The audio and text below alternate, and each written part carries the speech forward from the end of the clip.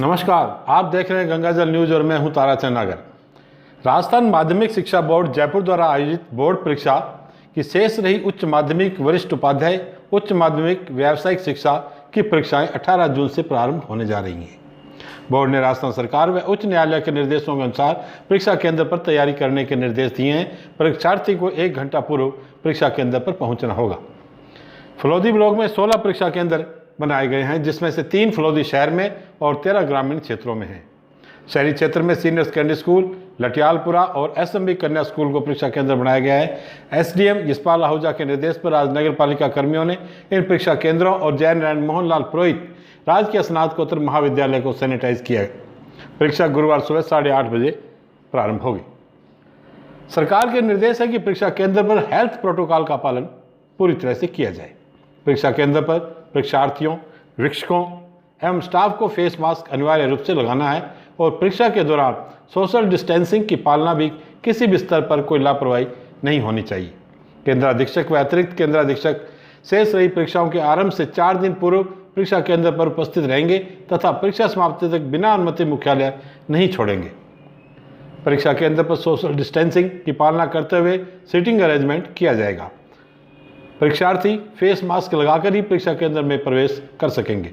Liquid hand wash से हाथ धुलवाकर 1 घंटा पूर्व प्रवेश करवाना होगा। यदि किसी परीक्षार्थी को बुखार, खांसी, जुकाम और नाक से पानी बहने के लक्षण हो तो उस परीक्षार्थी की बैठक व्यवस्था अलग से करनी होगी।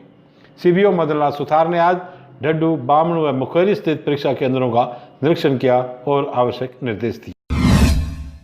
राजस्थान शिक्षक संघ राष्ट्रीय और सेवा भारती के संयुक्त तत्वावधान में बुधवार को गांव होपाड़ी में रक्तदान शिविर का आयोजन किया गया। शिविर में 60 जनों ने रक्तदान किया। शिविर का उद्घाटन सीबीओ मदन लाल सुथार, पूर्व उप प्रधान घासीराम पालीवाल, हरनारायण पालीवाल, हरनारायण जगिया, रामचंद्र पालीवाल, किशन लाल पाली, सांगीदान, भंवरलाल, अमृतलाल आदि ने संयुक्त रूप से मां भारती के समक्ष दीप प्रज्वलित कर किया।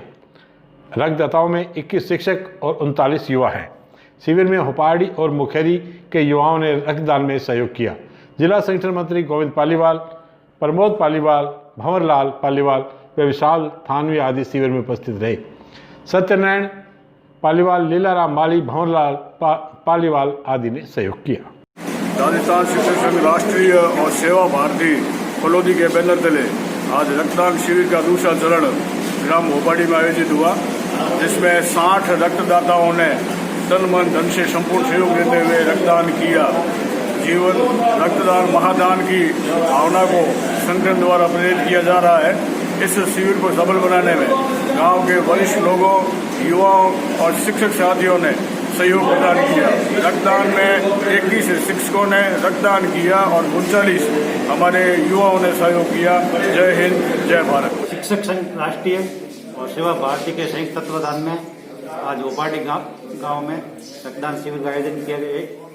ये इनका द्वितीय रक्तदान शिविर है। इसमें इन्होंने 60 यूनिट रक्तदाताओं ने रक्तदान किया। ब्लड बैंक राजकीय चिकित्सालय फलोदी और इस संगठनों का हार्दिक आभार व्यक्त करता है। स्कूल खुलने चाहिए या नहीं, इस विषय पर कल हमने शहर के कुछ स्कूल संचालकों से बात की थी। आज भी हमने कुछ स्कूलों के प्रिंसिपल, वाइस प्रिंसिपल और टीचर से बात की। स्कूल खुलने को लेकर शुरू की गई इस चर्चा का शहरवासियों ने स्वागत किया है। अनेक लोगों ने फ़ोन कर और कुछ लोगों ने मैसेज भेजकर इसे एक अच्छी शुरुआत बताया। हम सबका तहे दिल से आभार व्यक्त करते हैं। आज मिलवाते हैं आपको city Montessori public school Phalodi के प्रिंसिपल प्रेमलता पुरोहित से। उनसे भी हमने इसी विषय पर बात की। सुनिए उन्होंने क्या कहा। नमस्ते। हम सब मिलकर ये सोच रहे हैं कि स्कूल्स को कैसे भी ओपन किया जाए, लेकिन सबसे जो इम्पॉर्टेंट चीज़ है वो है बच्चों की सेफ्टी।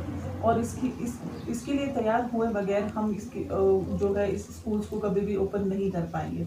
तो इसमें सबसे पहले ज़रूरी है कि हम कैसे प्रिकॉशंस लें। इन प्रिकॉशंस में स्कूल्स को सैनिटाइज करना, मास्क कंपलसरी करना, जो 4th ग्रेड स्टाफ है उनको इसकी ट्रेनिंग देना, ये सबसे इम्पॉर्टेंट चीज़ है। जो स्टाफ हैं, जो 4th ग्रेड स्टाफ है, उनको पहले पूरी तरीके से तैयार होना होगा और फिर कहीं जाकर हम सिर्फ जो हायर क्लासेस हैं 9 से 12 तक, उनको रीओपन करने के बारे में वो भी 15 जुलाई के बाद हम सोच सकते हैं, जब ये केसेस जो हैं वो कम होने शुरू हो जाएंगे। और उसके बाद हम 6 से लेकर 8 तक की क्लासेस को ओपन कर सकते हैं। उसमें भी अल्टरनेट डे स्कूल चलाना या आधे बच्चों को स्कूल बुलाना ये एक बेटर ऑप्शन हो सकता है। और उसके बाद प्राइमरी सेक्शंस जो हैं, मुझे लगता है अभी तक हमें उन्हें सिर्फ ऑनलाइन स्टडीज़ के थ्रू ही उन्हें पढ़ाना चाहिए, जब तक कि हम पूरी तरीके से श्योर नहीं हो जाते कि ये जो केसेस है ये आगे बंद नहीं हो जाते तक। प्राइवेट शिक्षण संस्थानों में ग्लोबल इंटरनेशनल स्कूल ने भी बहुत अच्छी प्रोग्रेस की है। यह स्कूल भी शहर के गिनती के नामवर स्कूलों में गिना जाता है। स्कूल की वाइस प्रिंसिपल पूजा पुरोहित इस बारे में क्या सोचती हैं, आप भी जरा सुनिए। नमस्ते, मैं Puja Purohit from Global International School Phalodi. School open होने पर मेरा सुझाव ये है कि स्कूल अब जल्द से जल्द ओपन होना चाहिए, क्योंकि बच्चों की पढ़ाई का काफ़ी नुकसान हो चुका है। हालांकि ऑनलाइन क्लासेस दी हमने, लेकिन छोटे बच्चों पर इसका इफेक्ट काफ़ी कम देखा जा रहा है, इसलिए क्लासरूम स्टडी मस्ट है। साथ ही कोविड-19 जैसी बड़ी समस्या को देखते हुए हमें स्कूल के मेन गेट पर सैनिटाइजिंग मशीन का यूज़ करना चाहिए, ताकि बच्चे हो या जो भी स्कूल में एंटर करता है वो सैनिटाइज होकर ही स्कूल में एंटर कर सके।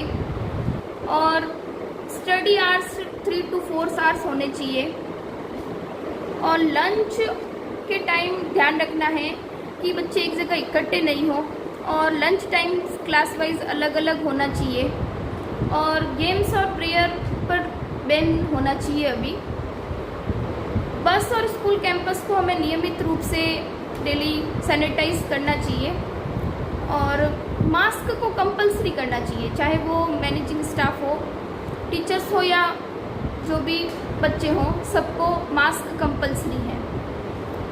और बच्चों को बार बार हाथ धोने के लिए बोलना चाहिए। और जो बच्चा बीमार है उसे अभी उसके घर पे फ़ोन करके इन्फॉर्म करना चाहिए कि उसे अभी स्कूल पे ना भेजें। एक बेंच पर ज़्यादा से ज़्यादा 2 बच्चे ही बिठाएं। और भी काफ़ी गाइडलाइंस जो गवर्नमेंट द्वारा दी जाएगी उसे फॉलो करना चाहिए। Thank you. फलोदी शहर का टेढ़ी के स्कूल भी किसी परिचय का मोहताज नहीं है। आज मैंने स्कूल की टीचर पलक सुथार से बात की और उन्हें टीचर्स का पक्ष रखने का आग्रह किया। सुनिए उन्होंने क्या कहा। Hello, this is Palak Asif, teacher, Dedicate School Falodi. Coronavirus or COVID-19 has been the mixed experience for all the strata of the society. Among all the classes of the society, student has faced the major psychological drift. But these problems never solved in the break of few weeks. We expect normality, and as an educationist is the need of our for students to start education with certain restrictions. We propose as the staff of Dedicate School to reopen our school by respecting rules and regulations prescribed by government. We have introduced the number of classrooms for students. We shall also follow certain easement in the hours of schools.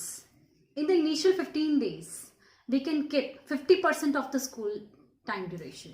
And in the next 15 days, 75%. And then we can have the normal learning hours.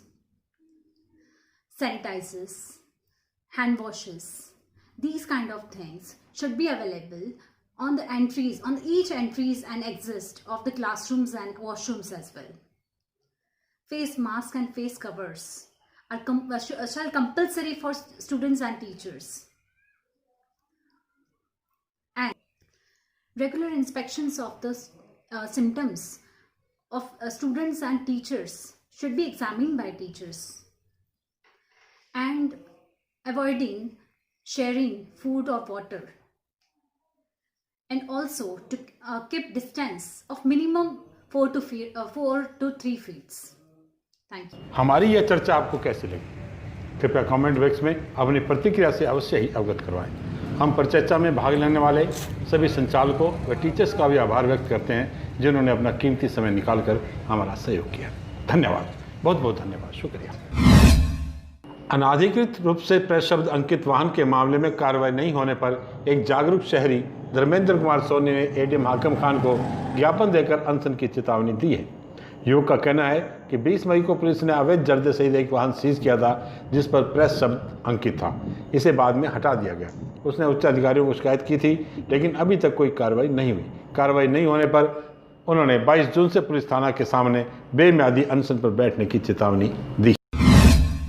Phalodi Vidhan Sabha youth Congress की बैठक आज अध्यक्ष अब्दुल कलाम की अध्यक्षता में फलौदी में हुई।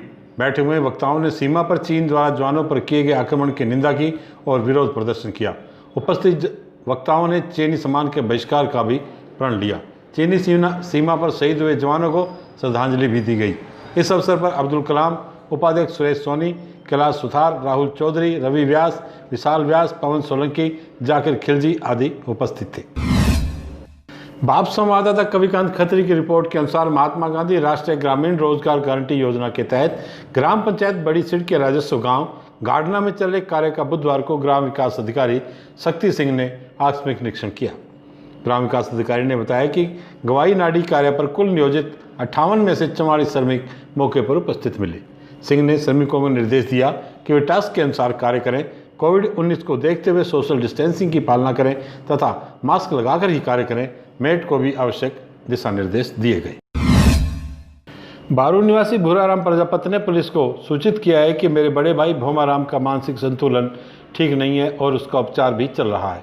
14 जून को वह करीब 4 बजे अचानक घर से निकल गया। बहुत तलाश किया लेकिन अभी तक नहीं मिला है। उसकी उम्र करीब 29 वर्ष, लंबाई 5 फुट और रंग सांवला है। स्क्रीन पर नजर आ रही फोटो भोमाराम की है। ग्राम पंचायत चिमाड़ा के खियाराम की ढाणी में पेयजल संकट गहराया हुआ है। ग्रामीणों ने बताया कि यहाँ पर जीएल लार व पशु खेड़ी सूखे पड़े हैं। भीषण गर्मी में आमजन को परेशानियों का सामना करना पड़ रहा है। महंगे दाम में भी पानी कराकर ग्रामीणों को अपनी प्यास बुझानी पड़ रही है। संबंधित अधिकारी इस तरफ कोई ध्यान नहीं दे रहे हैं। पूर्व में भी शिकायत की गई लेकिन कोई सुनवाई नहीं हुई। ग्रामीणों ने पेयजल समस्या का स्थायी समाधान करवाने की मांग की है। आज बस इतना ही समाचार। कल फिर आपसे मुलाकात होगी। तब तक के लिए मुझे दे आज्ञा। धन्यवाद। शुभ रात्रि।